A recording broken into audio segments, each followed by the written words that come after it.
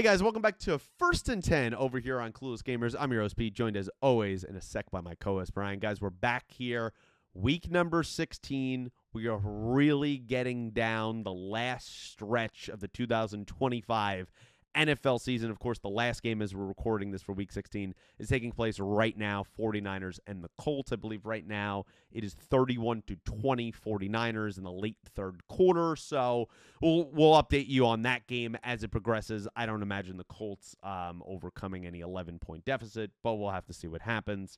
But yeah, a lot of huge games to talk about this week. Playoff implications, as you would expect at this time of the season, but massive changes as we've seen all season in seeding, huge upsets, games that are not a huge upset, but still surprising. They were an underdog. We'll talk a little bit about that. I'm looking at you, Jacksonville. A lot of big things potentially happening for the future of the NFL in terms of we had players benched this week, hurt this week once again, changing the future of franchises from draft picks to who is going to be moving in the offseason. And man, Bri, also, what a debacle the Kansas City Chiefs look like after this week. Yikes. But with all that being said, Bri, welcome you in, man. How are you? We got a lot to talk about, and it is late. How you doing, man? What's going on? How was your weekend? Yeah, very good. And I would say this was one of the more wild weekends of Yeah. football that we've seen in a long time. I mean, some just crazy games that we're going to get into. Of course, one involving your team on Thursday night. I mean, teams blowing big leads. How about the finish on Saturday as the NFL adds those games in, the Packers Bears? That had a crazy finish. Wild. I would say there were like 5 or 6 games that you could go to that you could really dive deep in, and the rest you pretty much could ignore. And that's kind of the way Yeah. the week was this past week. But certainly a lot to get into. And I just want to comment here since you brought up the Niners and Colts. I mean, the Colts are down, but Philip Rivers is going out there. He's slinging the Not football. bad. I cannot believe Admirable. how well he's played. Yeah. I would never would have imagined at 44 years old in the kind of shape that he's in, but hey, he can still play the position and play it at a high level. So huge credit to him. Yeah, his ball obviously doesn't have the same zip on it, even though he was never a hard throw when he was playing. That's to be expected. But man, his mind being away from the game this long, I understand he was teaching high school football, but it's still not the same. It is sharp as ever. I mean, I just saw a clip before we went live where they accidentally, the refs called it second down and it was really third down. He was still screaming at the refs. He still has that competitive fire and energy in him. So look, the Colts, they're going to go down swinging. They're most likely going to lose almost every single one, if not all of their games after starting 8-2. It's a disastrous season from that regard. But for Philip Rivers, who this is probably going to be the last few games of his career again, I don't imagine him coming back next season to any team. Very admirable.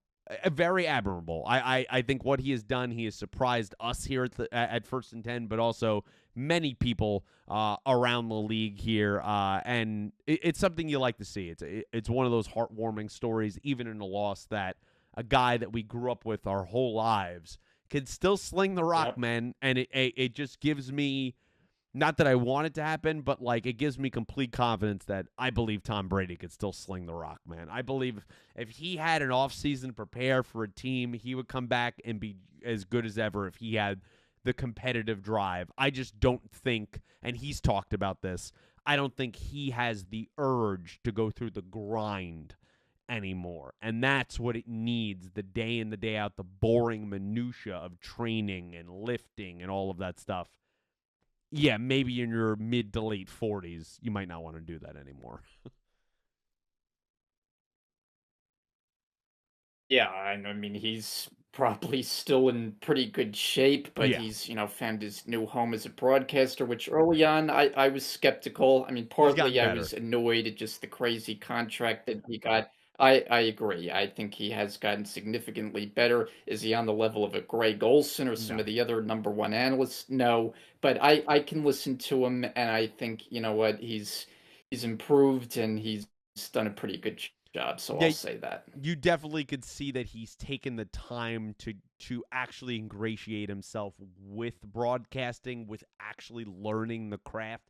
And that is something, I mean, as two communication majors here, that is something we can appreciate there. And hey, he's still a minority stake holder of the Las Vegas Raiders. So he's having a pretty good life. It's Tom freaking Brady, so it's not that surprising. But let's transition to someone who's not having a good life, a.k.a. me. We'll start in the first game way back. It feels like a lifetime ago because I chose to bury it deep in the recesses of my mind.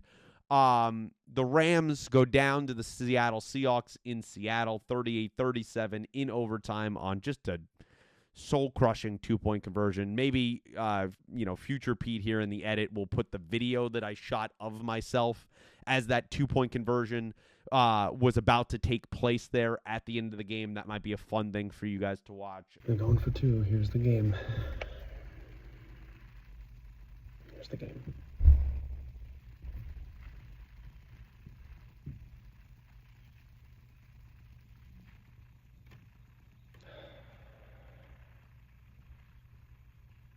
They're making me wait it out. 37-36 Rams. Seattle going for two, which makes sense to win the game. Can the Rams make a stop? Probably not, but I'm so tense right now. They both just called timeouts, so we're waiting. It's the play of the season, play of the game right here to determine everything. So I'm tight.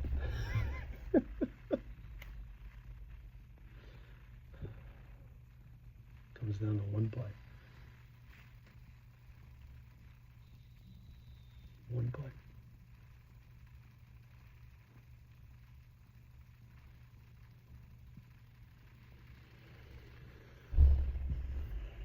I don't feel good about this.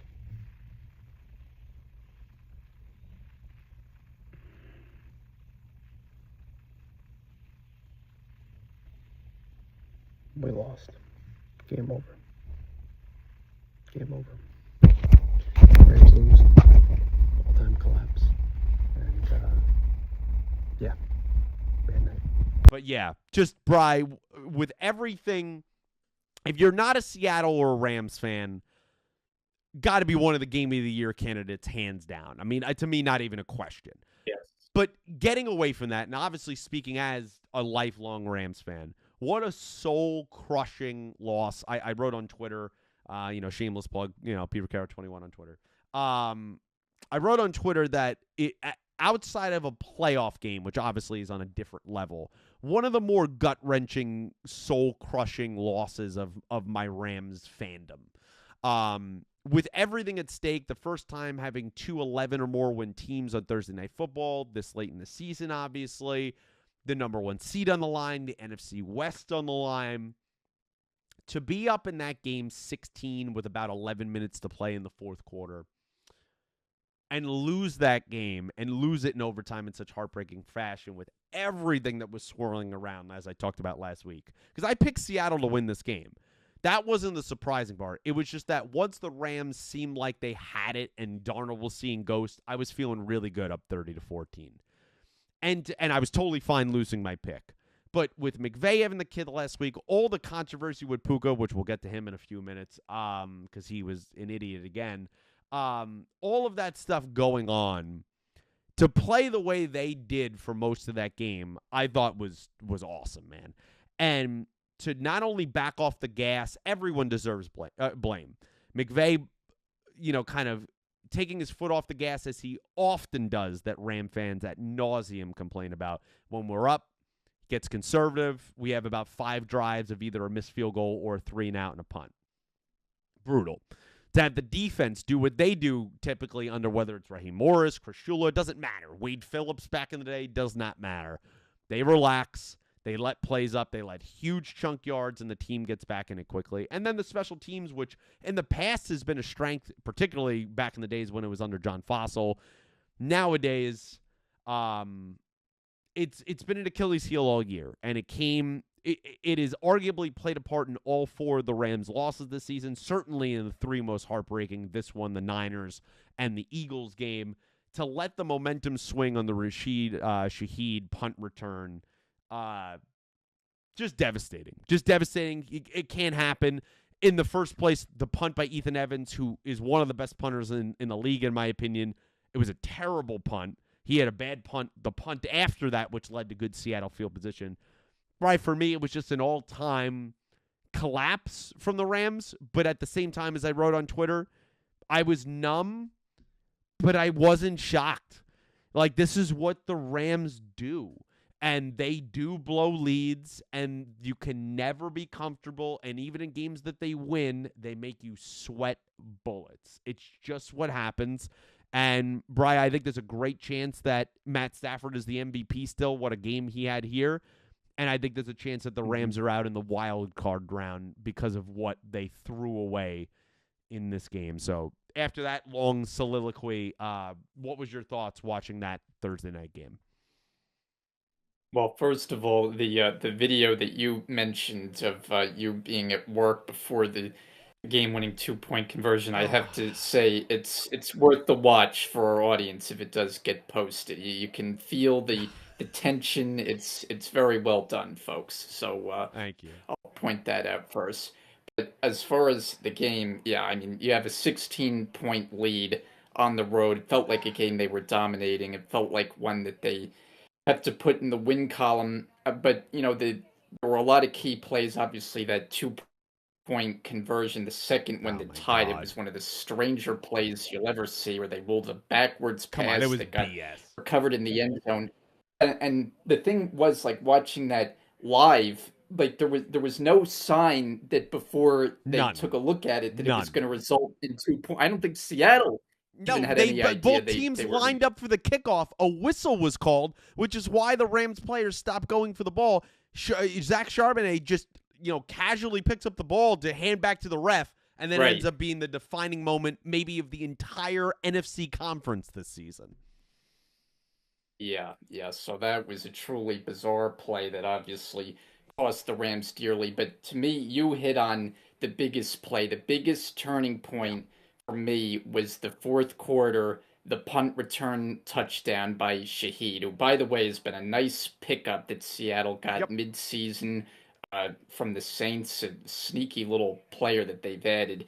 And that was huge because right before that, they intercept Darnold, and you think, okay, at that point, there's like 8 or so minutes left. They're up by 16. If they can just work some clock here, just have any kind of a drive, they pretty much put that game on ice.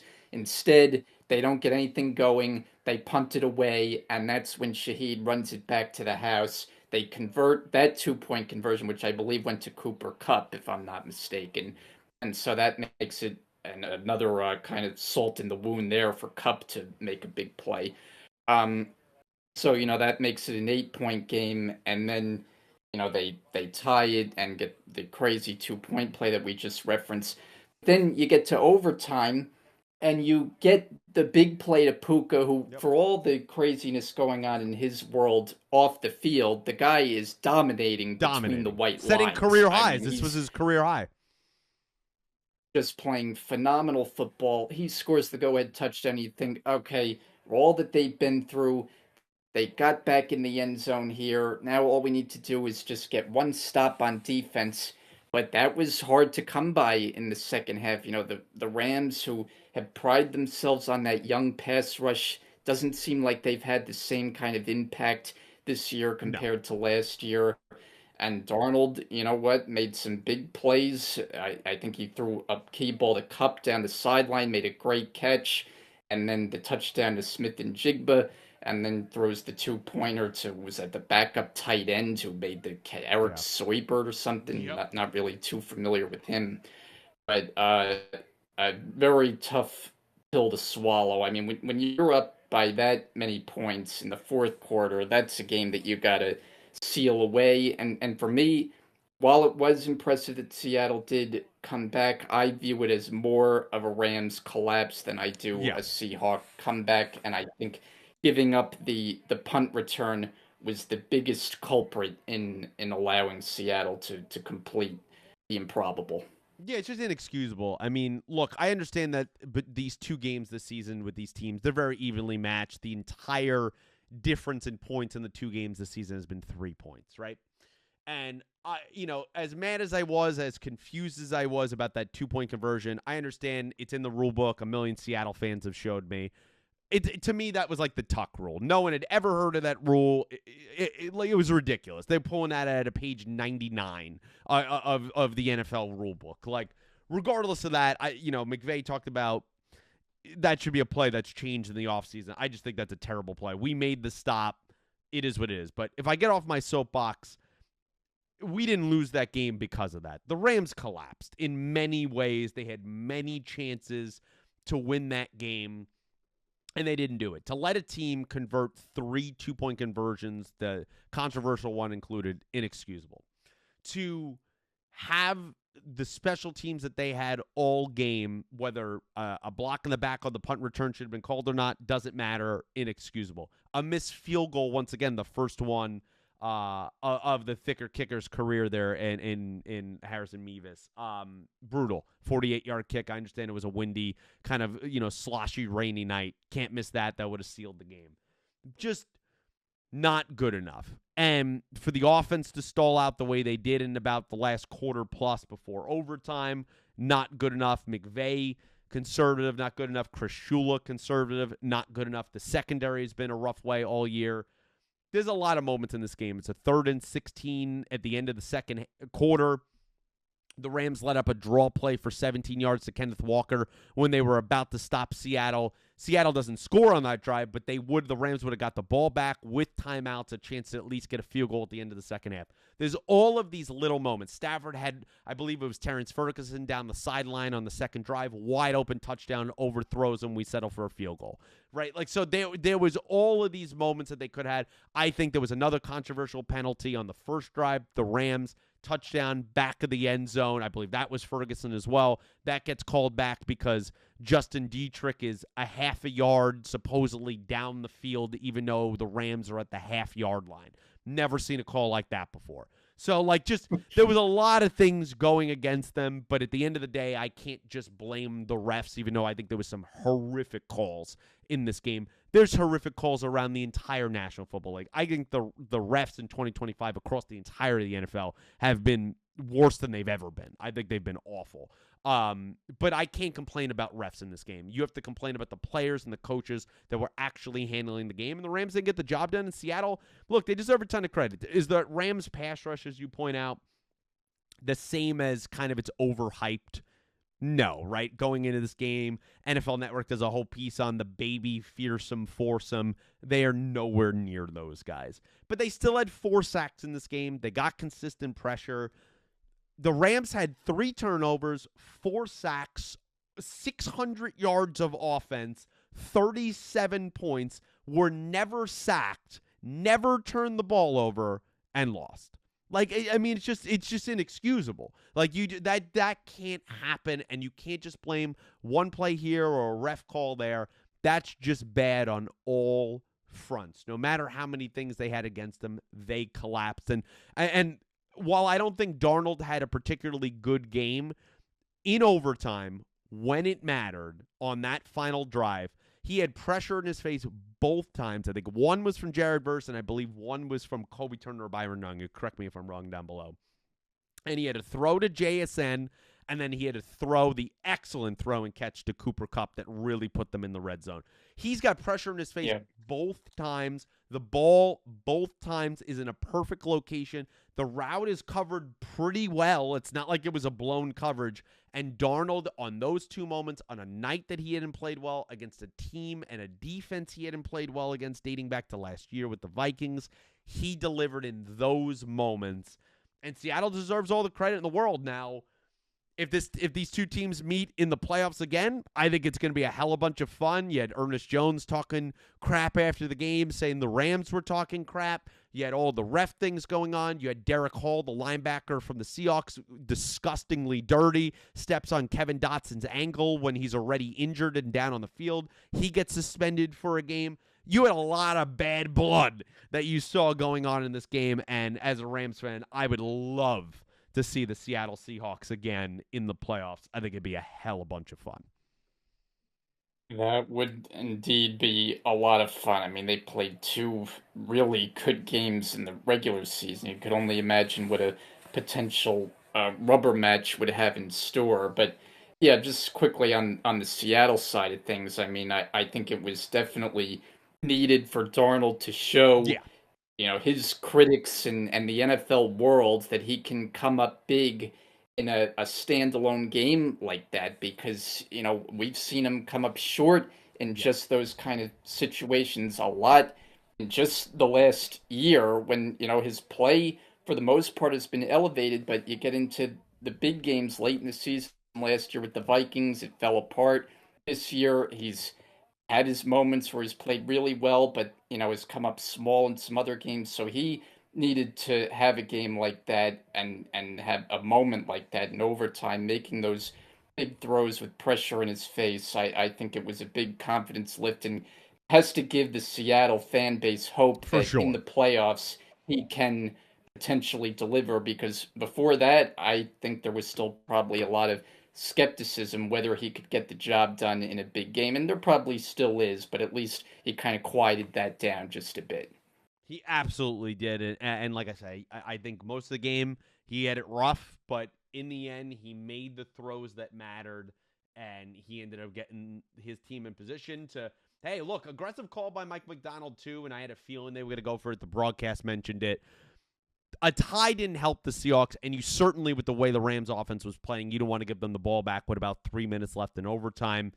Going for two, that was the right decision. It was a blown coverage. The Rams lost track of a backup tight end and ended up being one of the easiest 2-point conversions you'll ever see in the league. But, Bri, yeah, I've had a long time to think about that game, and glad we got to talk about it here, and then I'm done thinking about it. I'm over it. I was disgusted. I turned my sports world off for about 2 days. I couldn't even look at anything football related. So yeah, we'll move on from there. And also just a quick update. Colts, another touchdown, 34-27 Niners right now, early fourth quarter. Getting really interesting there.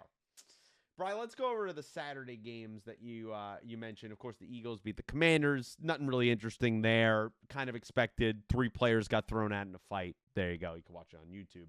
But the Packers went to Chicago in a game that had everything. The Bears defeat the Packers 22-16. And you look at that, you're like, wow, another good game like their first matchup. Yeah, it was. But for most of this game, ladies and gentlemen, if you didn't watch this, the Packers dominated this game for the most part with a backup quarterback, Jordan Love, early in the game, kind of on a, I don't know if it was dirty, but it was a head to the face mask kind of shot, suffers a concussion, gets knocked out of the game. The defender was obviously, penalized 15 yards. That didn't mean anything to the Packers in the ultimate scheme of things because they lost their starting quarterback. And we've seen Malik Willis in the last couple of years under LaFleur. He has been a very effective backup coming in.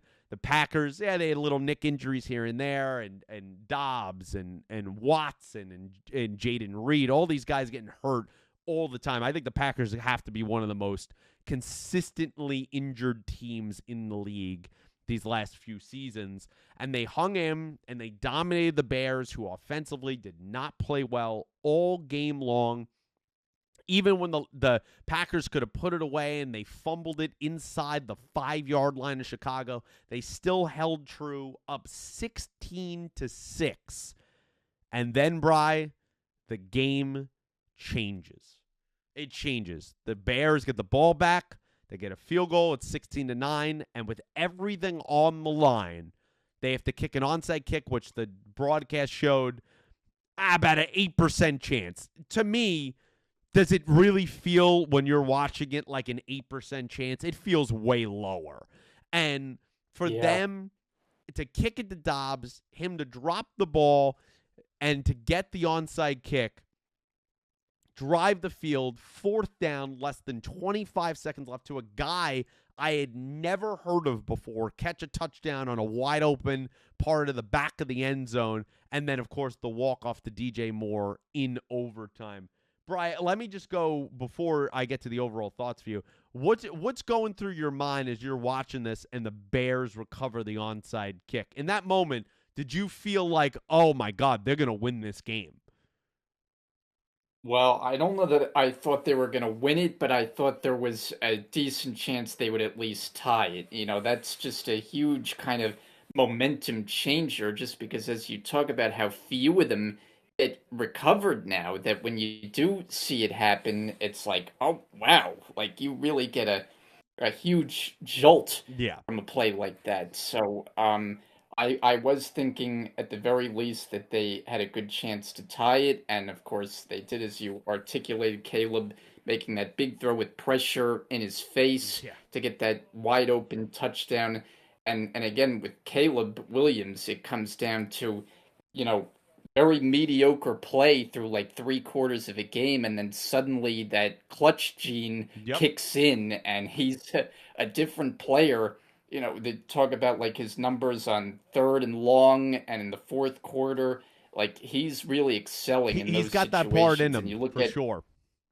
he undoubtedly does. And you look at, he throws two touchdowns, a game tire right there in the last minute, and then the game winner in overtime. I mean, you could not have better timed Yeah. two touchdown passes. I mean, a lot of times you can look at a quarterback stat line and see two touchdowns and they came in garbage time. Yeah. Well, he made his two absolutely count, and the ball to DJ Moore, you talk about just a Great ball. beauty of a throw, Rolling right out to his on the left money. off his back foot with his momentum pulling away from the opposite side. I mean, what a throw. A dot.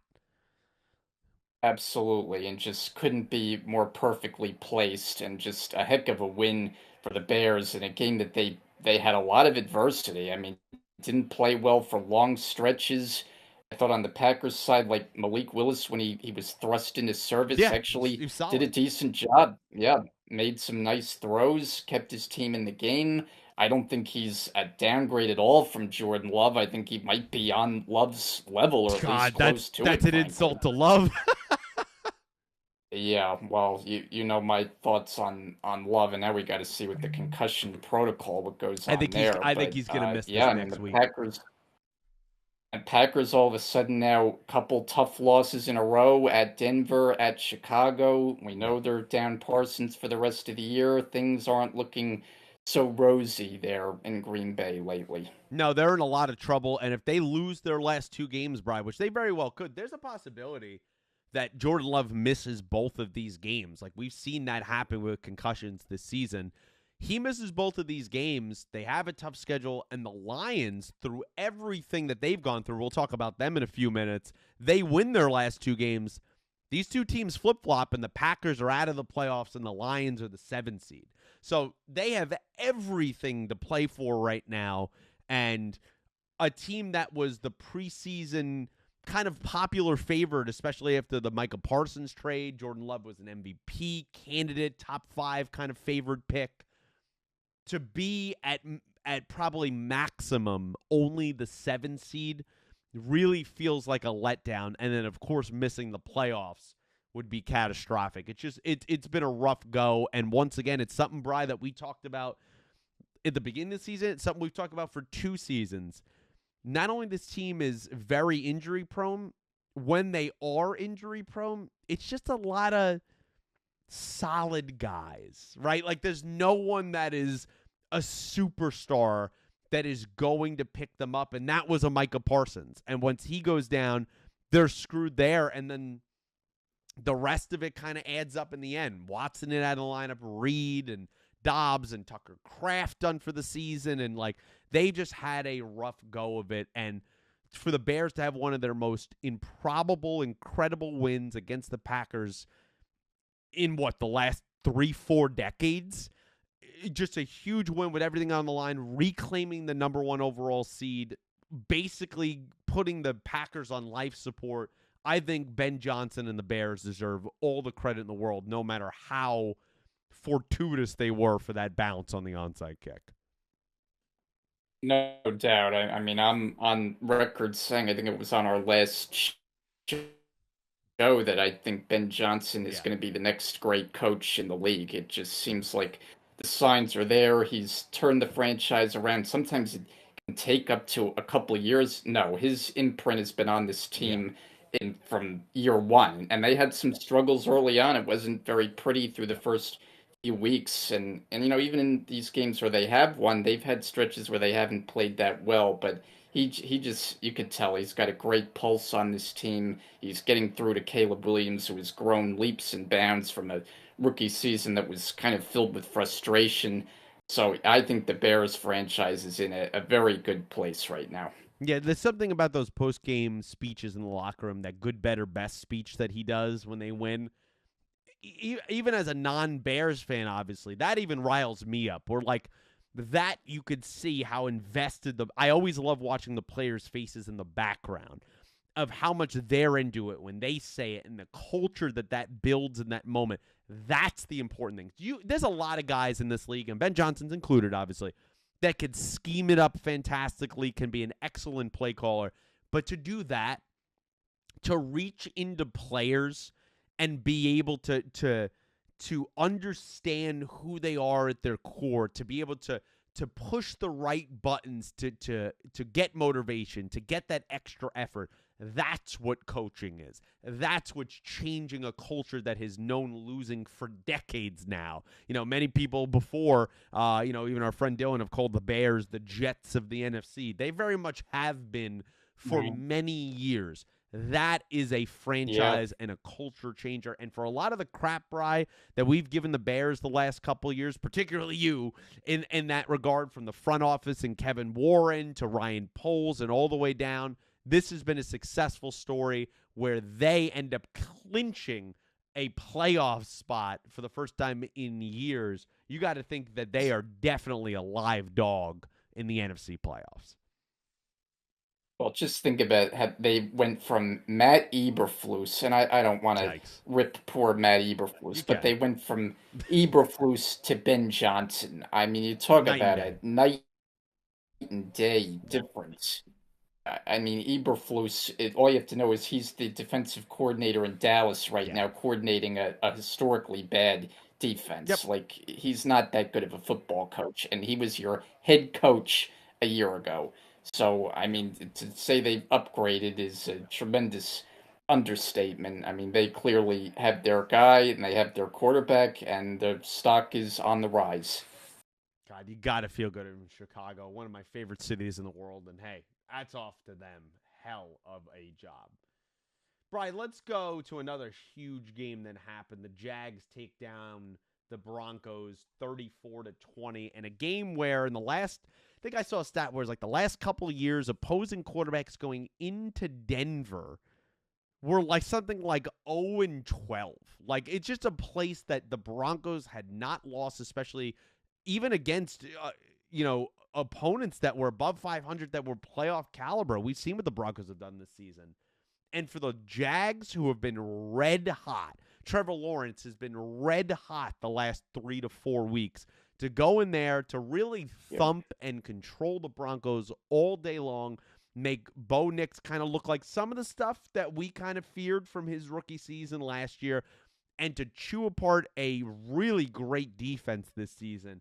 I think the Jags deserve all the credit in the world, in a team that I don't think I was taking that seriously under Liam Cohen. I'm definitely paying attention to now between that offense, that defense. I kind of had written them off after Hunter went down. I seen my Rams blast them in London. Didn't really think anything of them. I'm starting to really respect them, and even though it's an outside shot, Bry, they do have a chance at the number 1 overall seed in the AFC. A couple things have to happen, but they do have something like a 9% chance. So it is possible to even have that possibility where they are a team that blew the Week 2 game against the Bengals and Jake Browning, a team that was up like 27 points against the Texans a few weeks ago and blew that game to Davis Mills. To do what they've done since then, I think has been nothing short of incredible, and this is their most impressive win of the year. What'd you think of that game in the Jags taking on the Broncos 34-20? Yeah, I think it was just a few weeks ago that you had the line talking about the Jags asking if they were okay. And well, since then, they've woken up and they've been playing their best football. This is a team, too. We know that this year you had your questions about them earlier in the season, but the last 2 years you were especially high on this team. I picked them still for the playoffs this year. I still did. So you've been a believer in this team, and I think I said on our preview show that they need to invite you if they make the playoffs to their I'm home here, playoff game if they Jacksonville. do Come get. on. There you go. But for them now to be 11-4, and that was absolutely a statement win because that win Yeah. yesterday goes from okay, the Jags are a nice story where Right. they've had some ups and downs, but overall have been impressive, even if it hasn't been against some of the best competition. You go and win a game like that on the road against that defense, that elevates you to a Yeah. different level where now people are like, okay, we need to take the Jaguars seriously. And I think you absolutely do. I mean, this team has it going on right now. Earlier on, it was mostly about the defense, but the offense has caught up. I mean, Trevor Lawrence is playing great. The game on Sunday may have been the best he's ever played. I mean, it was about a Arguably, flawless yeah. game. 3 touchdowns, no interceptions against that defense. Got a number of different players involved. I mean, Parker Washington proved to be the Chewing go-to them up. guy. He had a huge day. One of like kind of the big fantasy busts this year is Brian Thomas, right? Like he was Yeah. drafted very high and has not been that big of a factor, but they've got some other weapons. I like that they got Jacoby Myers at the trade deadline, another little boost to the receiver group. This Brenton Strange at tight end has been a trusted target. ETN's getting involved in the passing game as well as the running game. So suddenly they've got a lot of different options for Lawrence to go to. Defensively, we've talked about how they can get after the quarterback. This is a dangerous team. I like what they got going on. They've got some mojo with this Liam Cohen. You see, like the all access with their kind of post games. I Yeah. see in some weeks, and they're fired up in that locker room. And why not? They're playing with a lot of confidence right now. And I think that game yesterday elevated them to a different kind of stratosphere in the AFC because that's one that not too many people expected them to get, and credit to them, they got it done. I mean, since they lost that game, Bry, against Houston where they blew the giant lead in the fourth quarter, they've won 6 in a row. They've beaten the Chargers, dominated the Chargers, who we know are going to be a playoff team. They beat the Cardinals in overtime. Okay, Titans, they dominated them. Colts, still, we didn't know the Colts were completely done at that point. Dominated them. That's the game Daniels got hurt in. Destroyed the Jets, and now the Broncos, their signature win. Here's the last 4 games, Bry, for Trevor Lawrence. He has 2 touchdowns, 5 touchdowns, 3 touchdowns. That's all the passing touchdowns. No turnovers in the last 4 games. We're talking about a guy that is dominating the position right now, and you throw in 2 rushing touchdowns there. So what do you got there? That's what? 8, 10, 12, 14 touchdowns, no turnovers in the last month. I mean, that's a hell of a job. That's a hell of a job right now. They've won 6 in a row, and for a season that was kind of on the ropes, they lose to Seattle. They get blown out by the Rams. They win an overtime game by 1 point to the Raiders, and then they lose to the Houston. Their season was on the skids right there. Right there in early November. It was like, uh-oh, this team might finish in 3rd place. This is a yikes moment coming here for Liam Cohen. And to do what they've done and turn this thing around, he deserves all the credit in the world. I love the press conference that he gave about the reporter asking about, do you think you guys are going to deserve respect? And he said, let's be honest, man, don't even ask that. We're never going to get it, and we're okay with that. I think building into that mentality, because he's right. It's Jacksonville, right? Like, they're never going to have the biggest fan base. It's never going to be the super popular national-wide team. You buy into that, you tap into that with your players and say every single other team and fan base around the league, they disrespect you. They don't think you're important. To do that and to tap into that, I think has been an excellent job. There's a lot of great coaches of the year candidates, and I think Liam Cohen is certainly one for what he has done. Absolutely. And I mean, it's just been a huge difference in play from Lawrence. I mean, last year, when you watched him play, there were just a lot of downright inaccurate passes. Yeah. I mean, he was one of the, I would say, 10 worst quarterbacks last season. Yeah. Like, it was just not pretty to watch. And so for him to turn it around as much as he has. I mean, part of it is a great credit to Liam Cohen, the offense that he's running. Yeah. But it just shows you, you're a number one overall pick. You don't just give up on that kind of talent. And this was a guy that, barely lost a game in his college career at Clemson. Like, there was always a ton of ability there. And you know what? He's finally started to harness it this year. He's playing by far his best football, and he's got a team believing in him, and they could make some noise come the playoffs. And on the other side, I'm not like downplaying the Broncos there. Just to me, they were kind of due for a loss, even though I picked them to win this game. They were due for a loss. They're coming off an emotional win against the Packers last week. I don't think they played horrifically. I just think that their Jags are also a good team. And we've seen a bunch of games this season where bad teams have beaten great teams or good teams have beaten good teams. I'm not just saying like, oh, let's just throw it out the window, but there wasn't enough in this game for me to just completely sell my stock in Denver and be like, oh, they're done. They're frauds. Like, I just feel like they weren't going to win, 19 games in a row or whatever, 17 games in a row if they won the Super Bowl. Like, at some point it was going to come to the end, and it happened with a great team there. I don't know. Do you feel that way, or do you think this is more of a underlying issue for Denver? Yeah, I'm not overly worried. I mean, they go into the game having won 11 in a row or Yeah. something, haven't lost since week 3. So at some point, you figure you're going to lose, and now you just got to bounce back. And, they've got a great opportunity for a get right game. It seems really weird to say that, but I they're know. going to Kansas On City Christmas. against who knows who at quarterback. I mean, that's a spot where you feel very confident they're going to be able to bounce back. And if they don't, well, then yes, we're sounding the alarm bells in a very big way. Yeah, that would be a completely different situation. Brian, another game, there's a lot of interesting games here, and it was definitely as you highlighted. You had a lot of games this week that were just the Yeah, bottom trash of the league. There was no in between, and then there was the huge right. playoff implications games. That's kind of how it swung. One of those games was the Lions against the Pittsburgh Steelers. Pittsburgh knocking them off 29-24. Across the league, controversial calls all weekend long from Thursday to even tonight, but more through Sunday.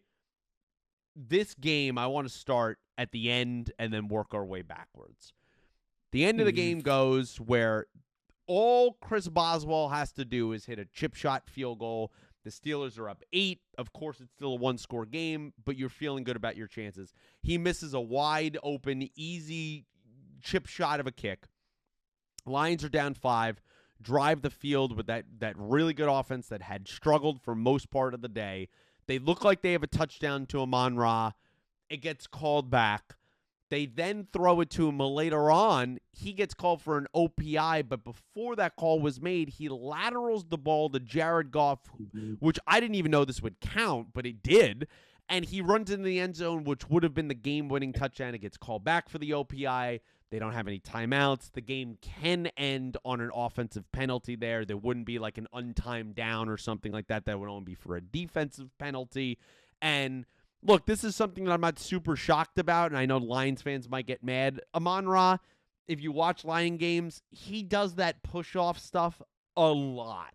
And he finally got called for it there. It was obvious. He clearly pushed Ramsey, and they end up losing the game in a heartbreaker, which puts the Lions' playoff chances on absolute life support.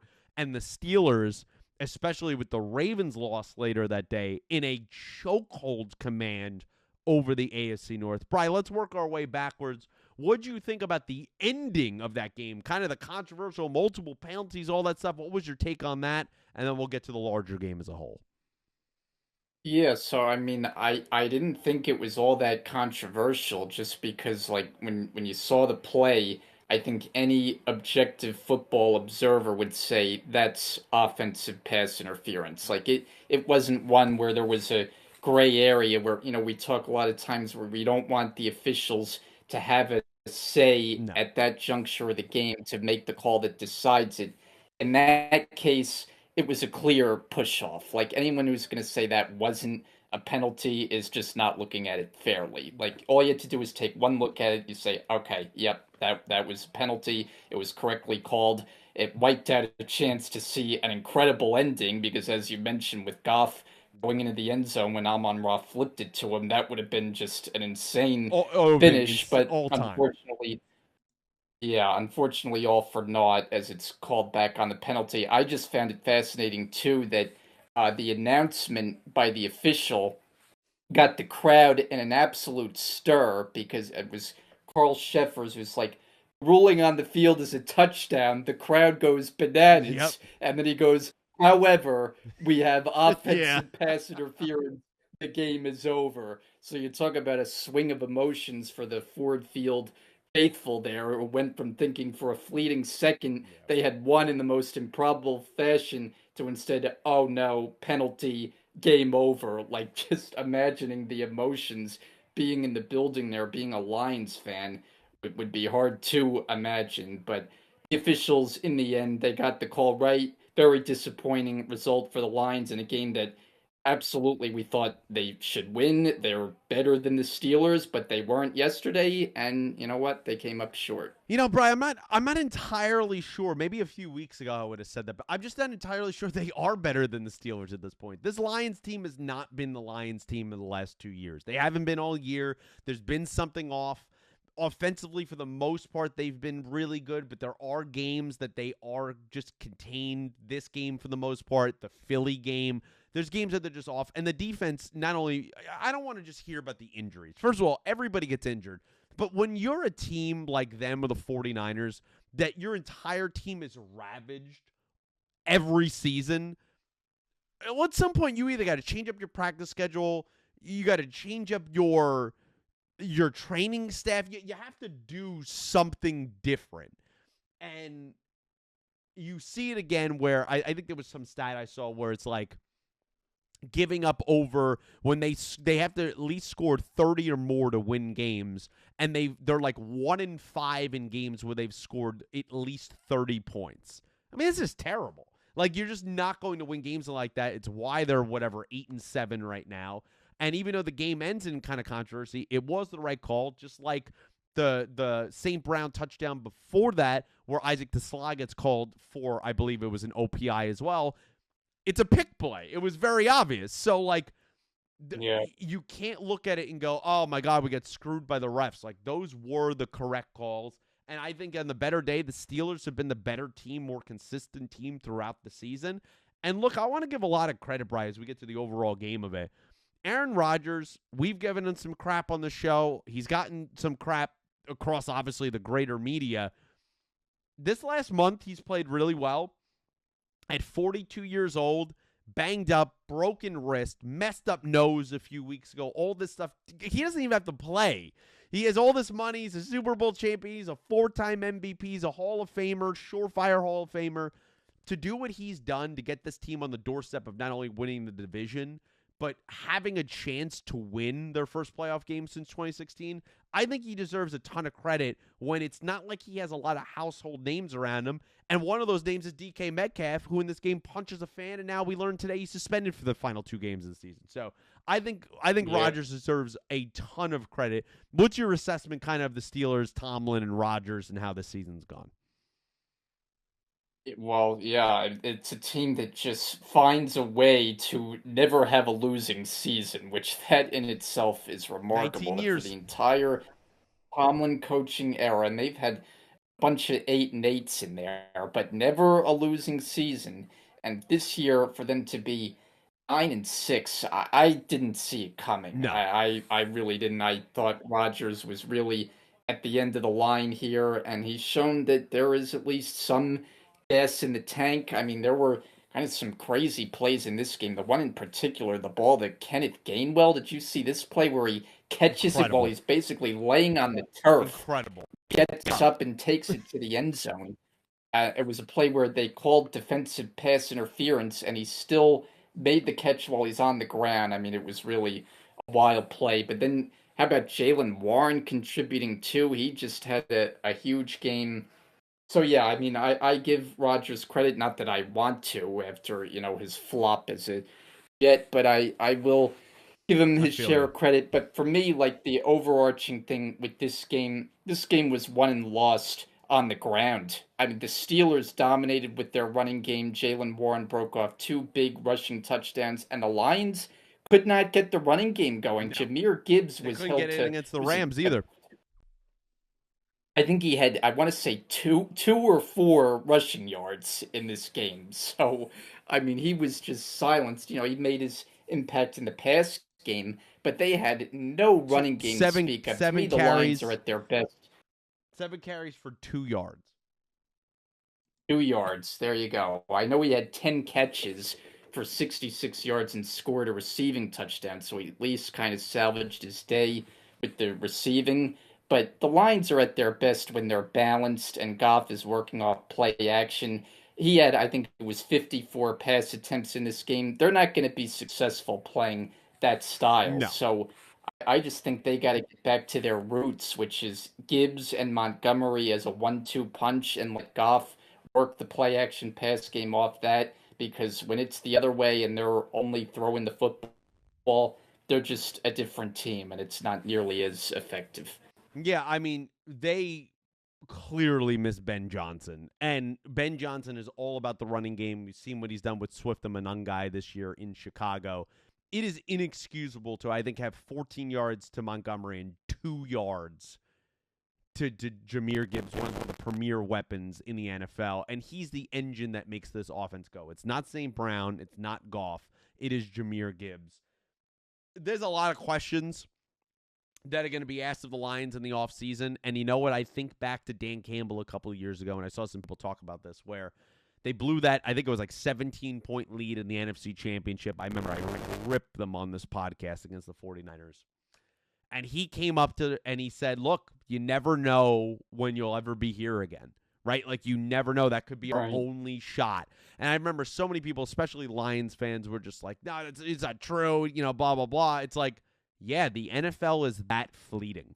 And it can be. And they've had injuries, they've had missed opportunities, and I think there's an excellent chance, both statistically and just kind of spiritually, that they are not going to make the playoffs this season, which is obviously coming off a 15-win season is disastrous when most of your offensive weapons were healthy all year long.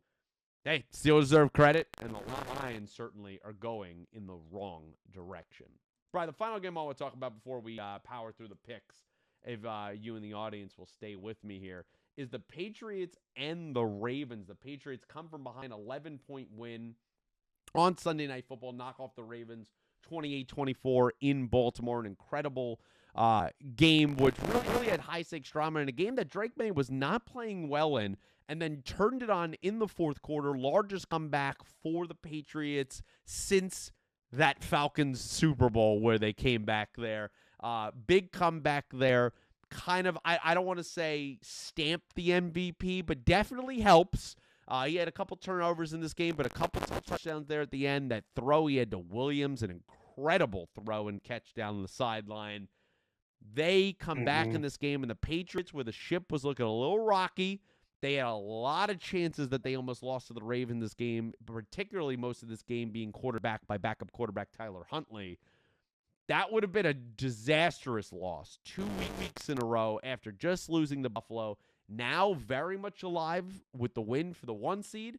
Very much alive still for the AFC East. And the Patriots get a huge win and all but put the Ravens to bed. What was your take on this game, Bri? Is it the Ravens hanging on by a thread and a season that what could it have been? Or are you looking at the Patriots and the bounce back of that they had clinching in the playoffs here and having a shot at the number 1?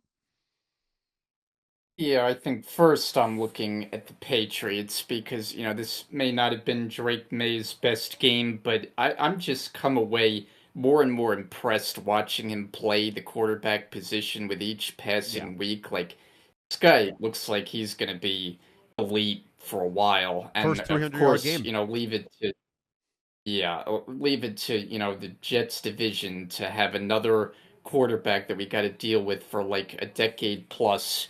And he just looks like he's going to be that kind of player. Sorry, Right? He's just so poised when you watch him, and it's really remarkable what he's turned into in a short amount of time. I mean, this is a guy who hasn't even played 2 full seasons. He He came in, his debut was against the Jets at the beginning of last year, and he looked like a deer in the headlights when he came in that game. But it clearly improved a lot by the end of the season, and this year has taken it to an MVP level. So yeah, I mean that's my first takeaway. And from the Ravens standpoint, I mean there were a lot of issues. Obviously, Lamar getting hurt, Derrick Henry, the fumble issues continue, and he was just in the I have doghouse no at the idea. end of that game.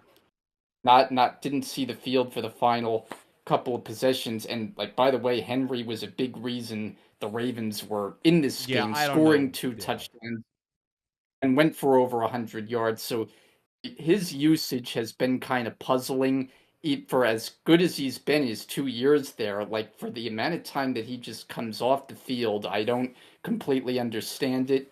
But the Ravens look like they're about finished now to me. Yeah, I mean, at they're done. 7-8 here, yeah, and not knowing what Lamar's status is for the final couple of games, it's a really disappointing season because this was the co-favorite at the beginning of the season to win the Super Bowl Yep. along with the Philadelphia Eagles, and they got off to a 1-5 start. They turned it around. You think, okay, they put that behind them. They look a lot better here, but they've shown just too many flaws, both sides of the ball. The offense not clicking nearly as much. The defense showing too many holes.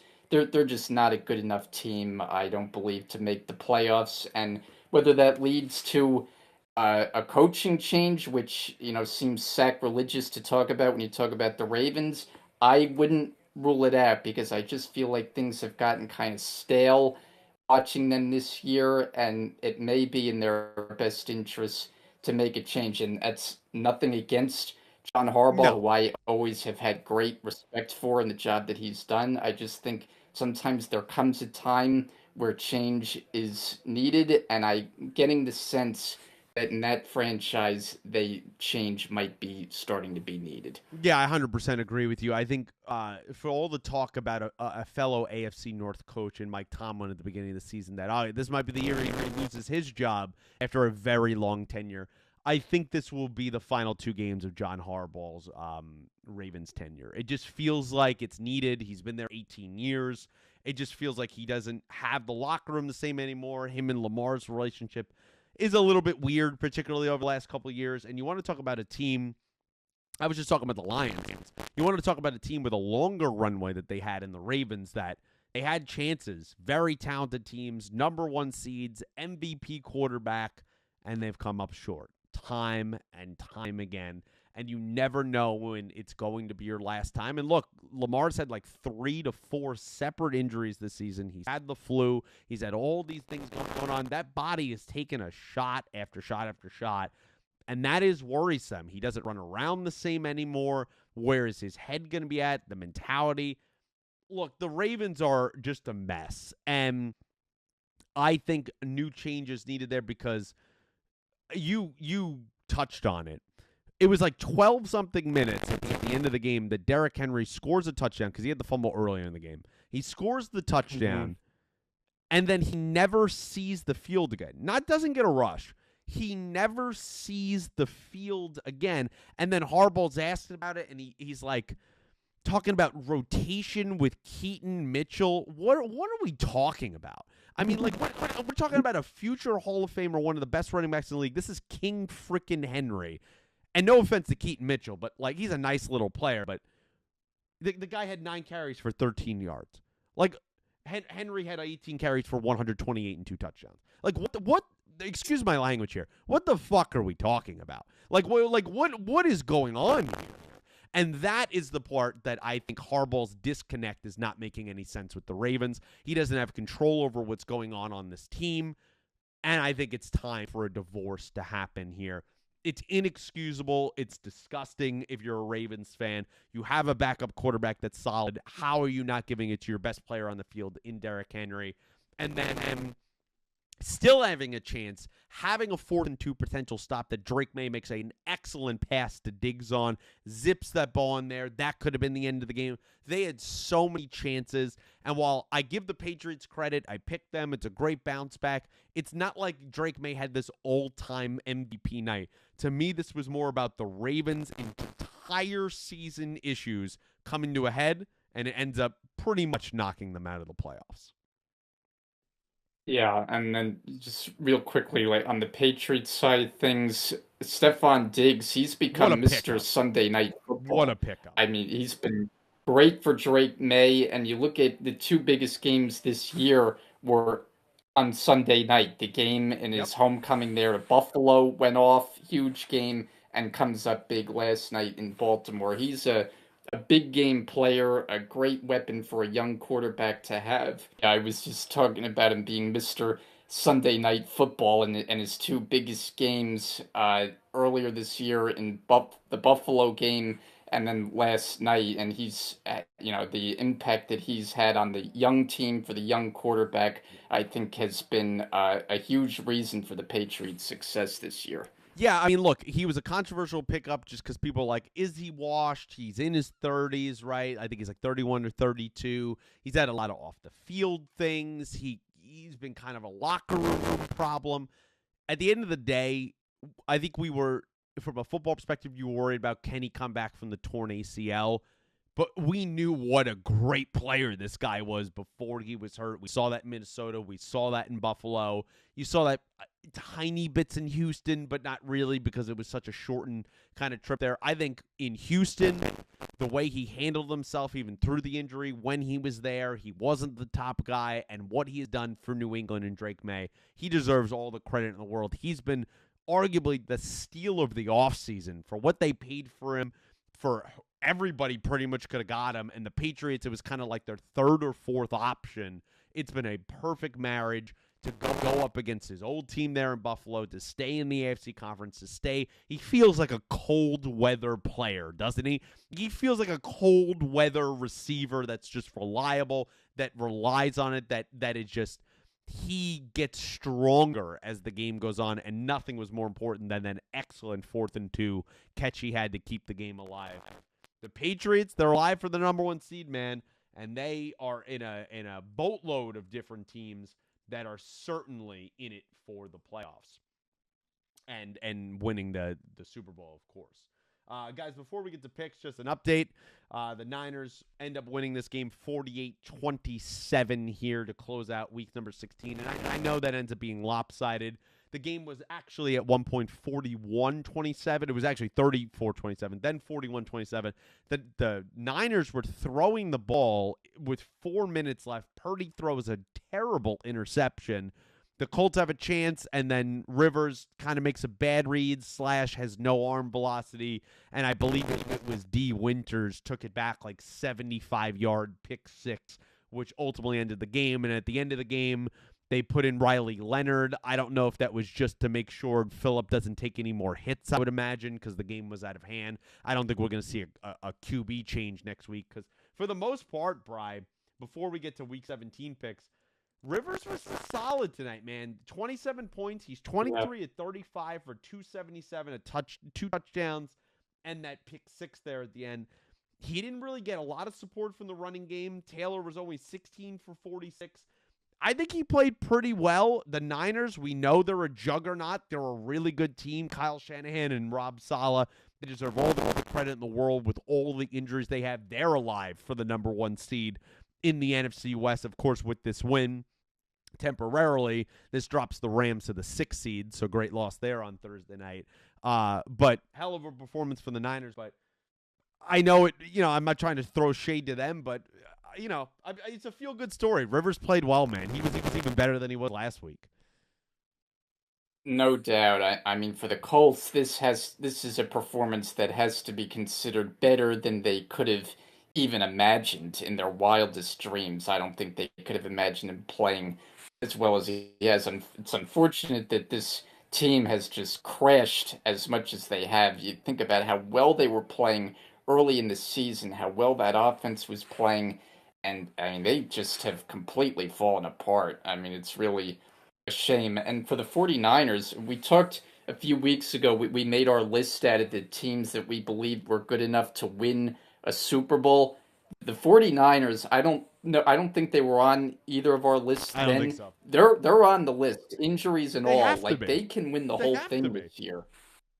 I mean, Yeah. what they did tonight with Kittle, with Jennings, with McCaffrey. Now, Purdy makes some stupid decisions, so Kyle's got to get a handle on that. And just what Rob Saleh has this defense. Look, this defense is going to give up a ton of yards. I mean, there's a lot of no-name teams out there. But if they're opportunistic, if they can make turnovers, they could absolutely win games. They're going to put up 35 to 40 points every week. Why couldn't they do that in the playoffs? I think they're absolutely live. We've seen Niners teams that were the 5th, 6th seed making runs in the playoffs. 2021, when they played the Rams, they were the 6th seed. They knocked off the number 1 seed that year in the Green Bay Packers in Green Bay with Jimmy Garoppolo. So I think they totally are alive for that. And I think you and I should start paying more attention to kind of the respect that they have deserved. I think we had kind of written them off a little bit just because of like injuries. But, man, they deserve it. Colts are not, as much as that ship's going down with DeForest Buckner out. What a fleece job by your Jets. Trading Sauce Gardner, who's been out for the last 3 games. The Colts, 95% chance they had. I saw the stat in like week number 8.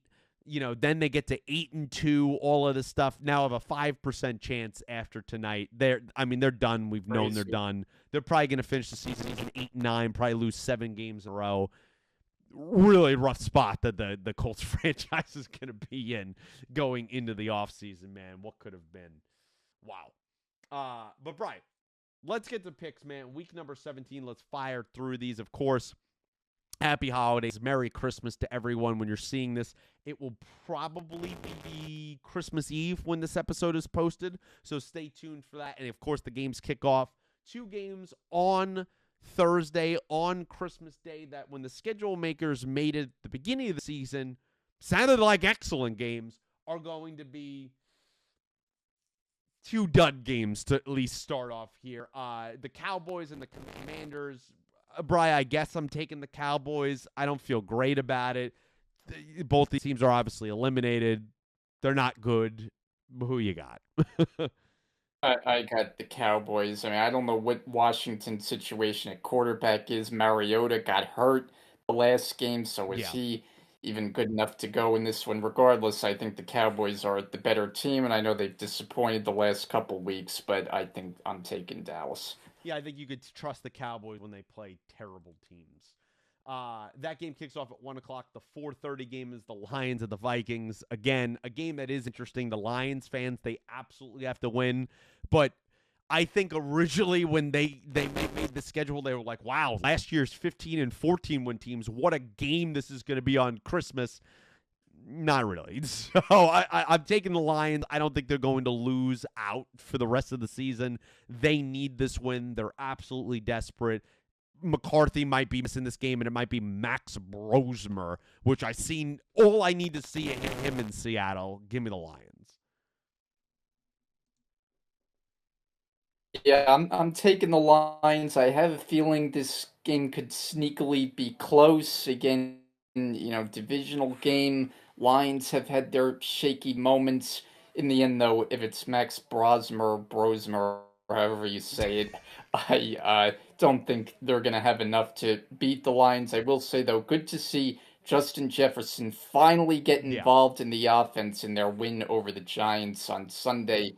Hopefully, they can keep that going. But in this one, I'm taking Detroit. Yeah, we'll keep J.J. McCarthy slander out of this podcast, slander, because we've done that a bunch of times on this show. But, yeah, not great. And also, I looked up the Marcus Mariota thing, getting back to the Commanders. They haven't ruled him officially, but it kind of seems like he's going to be out with a couple different injuries, including his hand. Will Josh Johnson start? Will they explore options like good old Jeff Driscoll I saw? Yikes over there in Washington. The final game on Christmas night is the 8:15 game, which, again, is the Broncos and the Chiefs, which was supposed to be a massive game. The Chiefs are starting maybe some guy I've never heard of, Conquo Ola. I apologize to him. I'm not entirely sure. I think he's an undrafted free agent. Gardner Minshew, they thought tore his ACL. Turns out he did not, but he had a knee injury that would keep him out for several weeks, which, of course, is the rest of the season. We saw what the Chiefs were against one of the worst teams in football, the Titans, last week. They are awful without Patrick Mahomes. Holy Lord God. Give me the Broncos by 100. Yeah, I mean, it was not pretty. Losing No. soundly to the Tennessee Titans is, in a word, yikes. So yeah, things not going very swimmingly there. Denver is the pick. Saturday has two games kicking off here. It's the Texans and the Chargers. This is going to be a hell of a game. I can't wait for this one, Brian. Who you got in this? I'm taking Houston. They've been good in these like big matchups. The win against the Chiefs when that was a big matchup. A couple others sprinkled throughout. And I know the Chargers are kind of riding high lately. I think they've Yeah. won four in a row. Herbert played very well in the Dallas game, albeit against a defense that has holes all over the place.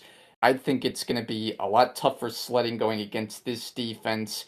I think Houston pulls out kind of a grinded out, low scoring type of game. Yeah, I'm taking Houston as well. I think this is going to be a disgusting low scoring game here against two really good defenses. But look, we've seen a couple times this season where the Chargers and Justin Herbert, with all these offensive line injuries, they play a good defense. They usually get hammered. I don't think they'll get hammered. I think it'll be close, but I think just you got two bookends there in Houston that are scary. They're going to be after Herbert all day.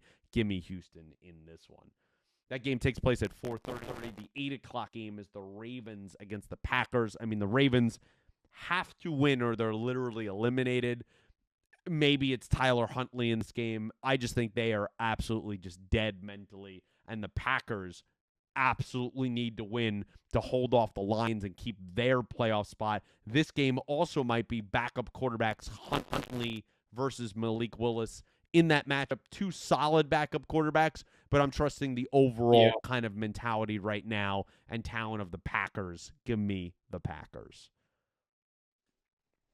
Yeah, I'm with you here all the way. I feel like the Ravens are a dead team at this point. I think the Packers are just better top to bottom, and they're at home. So give me Green Bay. The Sunday games kick off at 1 o'clock. Seattle against the Panthers. A lot of great games this week. Huge game. Panthers just big emotionally against the Bucks, leading the NFC South. But of course, they have to see the Bucks in Week 18. So a loss here puts them basically right back in the same position they just were this last week. Look, I'll obviously be rooting for the Carolina Panthers, but Seattle's just a way better team. Give me Seattle. And they've been kind of these road warriors this Up and year. down, So though. yeah, I'm taking the Seahawks on the road lately. Yeah. Darnold, I think he has a good game. Smith and Jigbo, we know what he's done all Yeah. season long. I think it's a big day for Seattle. Yeah, just the Panthers for me just are too up and down to really trust them against a good team. The Cardinals go against the Bengals. I mean, cool for draft position, I guess. Look, I'm totally out on the Cardinals. The Bengals, they showed what they could be, at least offensively, against the Dolphins last week. Give me the Bengals. Yeah, I think that's a pretty easy one. Arizona actually had a lead They did. early in that game last time out against Atlanta, but got away, and it hasn't been pretty lately for Jacoby Brissett and company. Yeah, it was a kind of a feel-good story. Is now left them searching definitely for a quarterback in the offseason. The Steelers go against the Browns. Look, the Browns scrappy defense. Myles Garrett's still going for the sack record. I'm pulling for him, but I just kind of like the vibes right now in Pittsburgh. I know they're going to be without DK Metcalf, but we've seen what they did with both of their running backs against Detroit in Warren and Gainwell. I think they have enough between that and the tight ends. I'm taking the Steelers in probably a low-scoring game, more low-scoring than you think. Yeah, I see it the same way. I'll take the Steelers, although I will say, like, Shadur Sanders probably better than I think anyone could A have little fun. expected. I mean, Yeah. I think we probably would have thought total disaster based on all the hoopla that was going on with him. He's shown, you know what, he might be able to play the position. So he's given the Browns, I think, some hope, and we know they have a ferocious defense, but I think the Steelers grind out a tough one here. The Jags head to the Colts. I mean, look, the Colts, valiant effort. It's going to be Phillip Rivers, I think, again. I'm looking forward to seeing him play because it's probably the second to last game of his career, but the Jags are just that much better. Give me the Jags. Jags have it going on right now, riding high off that road win that we talked about in Denver. I think the momentum continues for them here. And it sucks, too, because with the Colts, they scored 27 points tonight. That defense, which early on was pretty solid, they tried to add to it, really with injuries and just lack of plays, really failed them down the stretch. The Bucs head to the Dolphins in a game that the Bucs literally have to win. I mean, if the Panthers lose and they lose, yes, they're still alive. But if the Panthers win and they play earlier in the week, the Bucs are done if they lose this game. They have been in an absolute free fall mode. I think it's kind of gone under the radar with some of the teams around the league and the Chiefs and the Ravens. The Bucs were once upon a time 6-2. They have been atrocious the last 2 months of the season. That being said, it's probably Quinn Ewers again for Miami. I'm taking the Bucs. Yeah, Miami just got run out of the building by Cincinnati, who was not beating too many teams by big point totals. So, yeah, not a good performance by Miami. I think the Bucks play with desperation. You get the best version of Baker Mayfield in this game. He's built for those kind of pressure kind of games. So I'm taking the Bucks. I know he's a little bit injured right now, but Bake, you got to win this game, man. The Patriots head to the Jets. The Patriots by 6,000. I mean, come on.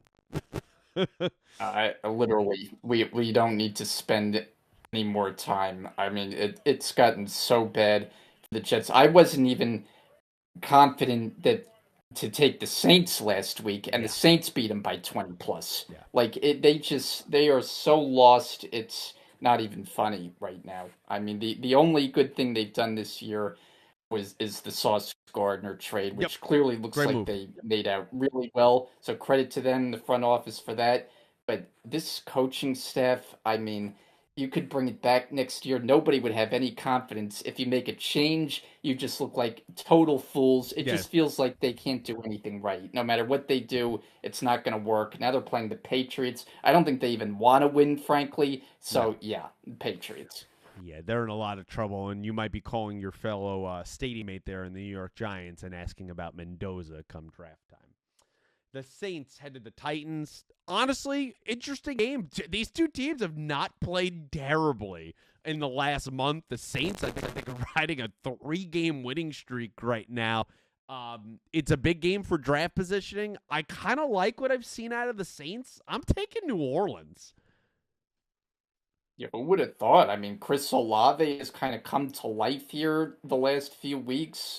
So yeah, I mean, nobody really thought much of anything from this team from the start of the year. But hey, they're on a little winning streak. Why not keep it going? You're facing the Titans for crying out loud. Get time to get another win. And a huge win for the Titans last week, regardless of where the Chiefs are at this point. That's still the AFC representative of the Super Bowl. I think it's a natural letdown is going to happen this next week. And look, the talent maybe is not particularly there for the Saints, but I think Kellen Moore deserves a little bit of credit in this late season push of what's been happening there.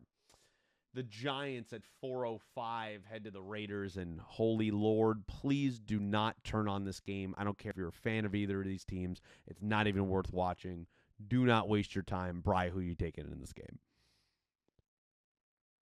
You know what? I'm taking the Raiders, and I think it really just comes down to last week they actually had a lead in Houston. I mean, to think they actually had a chance to win that game just shows you how crazy the NFL is. The Giants are just so lost right now, and Jackson Dart, I don't know what's going on, but they're basically not even letting him throw the football lately. Weird, it was like dude. late in the second quarter when he threw his first pass. So I just feel like they're bottoming out the rest of the way.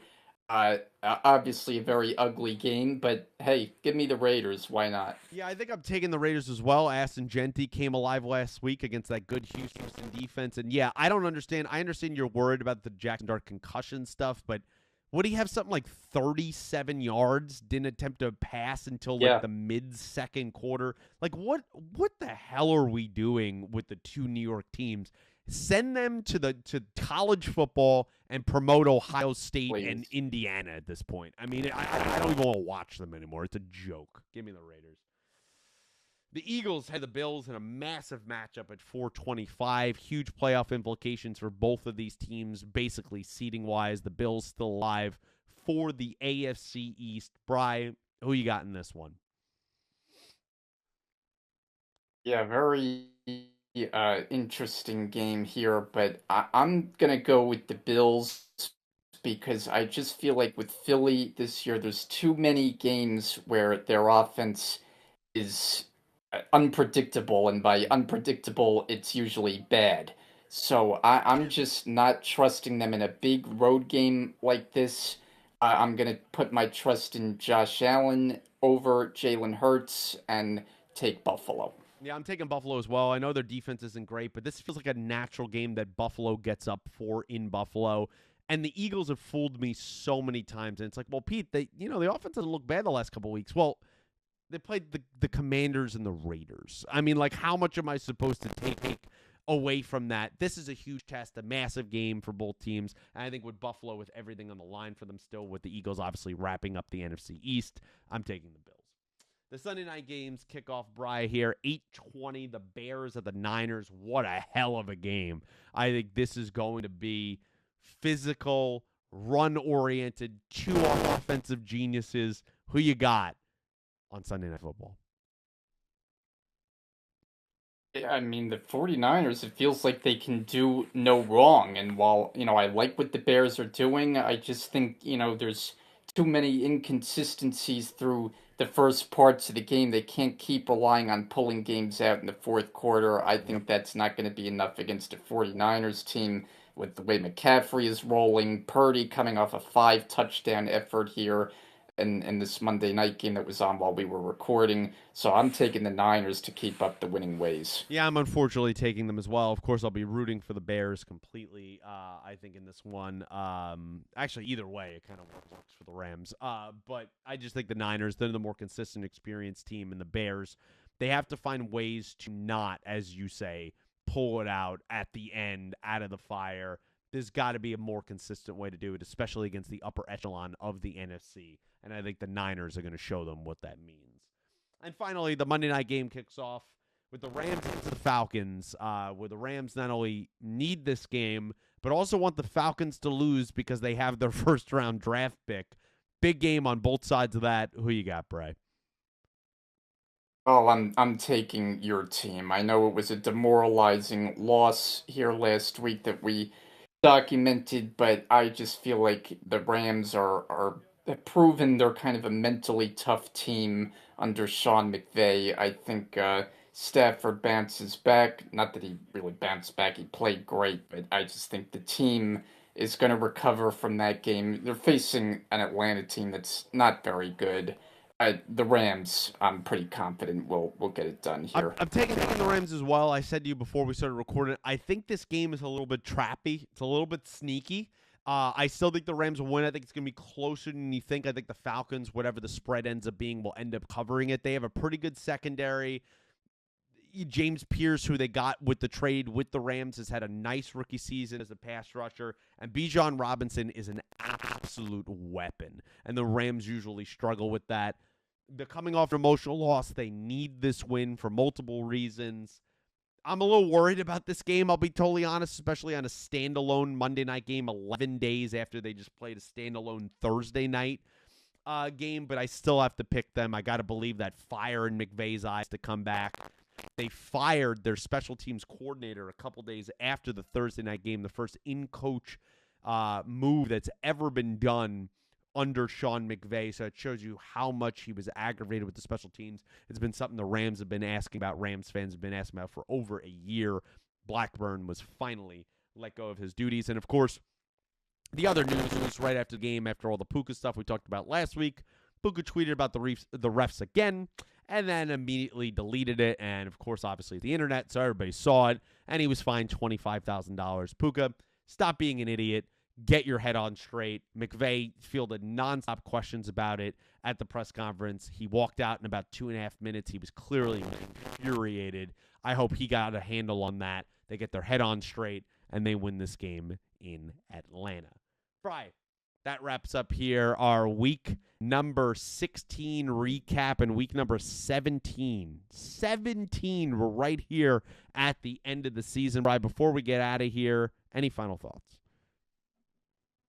Yeah, well, I mean, we could probably do another hour talking about our baseball team and the offseason that they've had, so I think we'll spare the audience on that. So instead, I'll just pass along this news item. I think just coming out today regarding the Kansas City Chiefs, right, in their beloved Arrowhead Our friend Stadium. John texted me about it. Yeah, one of the jewels in the NFL, and unfortunately, it'll be no longer the Chiefs' home because they are going to be moving. They'll be playing on the Kansas side, not Missouri. So that'll be a big change, and I'll miss watching games at Arrowhead because it's one of kind of the old classics. But that piece of news just going down. Yeah, it seems like they couldn't come to an agreement with some renovations. It seems like it was kind of a move happening for a while. Kansas in that area has been trying to recruit them for a while, and it finally went through. 2031, I believe, will be their first season there in Kansas. So still a little bit of a ways out, about 5 seasons away, give or take 5-6 seasons. They're not moving too far. It's something like 30 minutes or something like that or whatever, 35 minutes from where they are on the border. But it is technically a different state. As far as we know right now, they will still be called the Kansas City Chiefs because there's, of course, a Kansas City in Missouri and there's a Kansas City in Kansas. So there's not a huge deal there. But the huge unfortunate news for me personally, just a fan of the old school, not only saying bye to Arrowhead, but the new stadium will be a dome, which is not something that I'm really about. I love kind of that cold weather, Kansas City, a lot of cold weather games for the playoffs. I think that's a bummer. I understand why they're doing it. I was talking about it with our friend John of they want to host Super Bowls in a brand new stadium, and you can't really do that in cold weather stadiums. But I think it's a bummer overall for the quality of football, and we're seeing it more and more across the sport, Bri, where the Bills are going to be doing it in a few years. The Chiefs are doing it here in a few years. Eventually, the old classic snow games are going to be a thing of the past in pretty much every single stadium in our lifetime, I believe, will all be a fast-track inside climate-controlled dome. And I just think there's something about football that will die when that happens. I mean, it's a little bit sad for me. Yeah, no chance to get an ice bowl or, classics like that. You love watching games at Lambeau Field in particular. Hopefully, Lambeau never goes anywhere. I mean, that's a bucket list destination for me. I want to get there sometime. I want to go to all of them. Obviously. Well, that would be great, of course. But yeah, Minnesota, another one too that's gone the indoor route. We know that place is very nice, but you miss, the outdoor games that you used to get to see. So, yeah. It's unfortunate, but hey, that's the news, and that's what we do. We pass it down here on the podcast. But guys, thank you so much for being here. If you've stayed this long, we greatly appreciate you. Comment down below. Appreciate your comments last week. I responded to a few today, so appreciate you guys out there. And of course, give us all your thoughts, predictions. We're getting towards our playoff picks this season, which I'm super excited about, and I'm glad that, knock on wood, we'll be able to cover the whole playoffs this season, unlike last season when my computer died on us. So, yeah, really excited for that, and hopefully you stay tuned until that time. Like the video, subscribe to the channel, share with your friends if you can be so kind, and until next week of 1st and 10, final 2 weeks of the year, guys, thanks for watching.